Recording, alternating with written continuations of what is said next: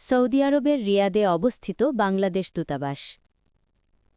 ভিসার মেয়াদ শেষ হলেও জরিমানা ছাড়াই সৌদি আরব ছাড়ার সুযোগ পাচ্ছেন সৌদি আরবে অবস্থানরত বাংলাদেশিরা।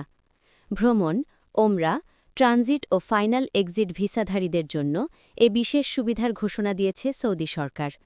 18 এপ্রিলের মধ্যে এ সুযোগ কাজে লাগিয়ে প্রবাসীরা সৌদি আরব ত্যাগ করতে পারবেন বলে গত সোমবার এক বিজ্ঞপ্তিতে জানিয়েছে রিয়াদের বাংলাদেশ দূতাবাস।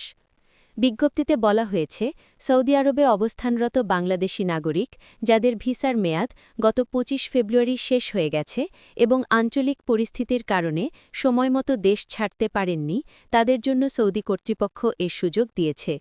এ সুবিধার আওতায় সব ধরনের ভিজিট ভিসা, ওমরা ভিসা, ট্রানজিট ও ফাইনাল এক্সিট ভিসাধারীরা অন্তর্ভুক্ত থাকবেন। বিজ্ঞপ্তিতে আরও বলা হয়, যেসব ভিসাধারীর ভিসার মেয়াদ 25 ফেব্রুয়ারি পার হয়ে গেছে তারা কোনো প্রকার জরিমানা প্রদান বা ভিসার মেয়াদ বৃদ্ধি ছাড়াই সরাসরি আন্তর্জাতিক বিমানবন্দরে চলে যেতে পারবেন।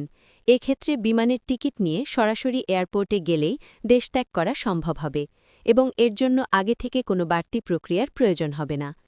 প্রবাসী বাংলাদেশিদের প্রতি দূতাবাস বিশেষ অনুরোধ জানিয়ে বলেছে, নির্দিষ্ট সময়ের মধ্যে অর্থাৎ 18 এপ্রিলের মধ্যে যেন তারা অবশ্যই সৌদি আরব ত্যাগ করেন। এই সময়ের মধ্যে দেশ ত্যাগ না করলে পরবর্তীকালে বড় ধরনের আইনি জটিলতা ও শাস্তির মুখে পড়তে হতে পারে।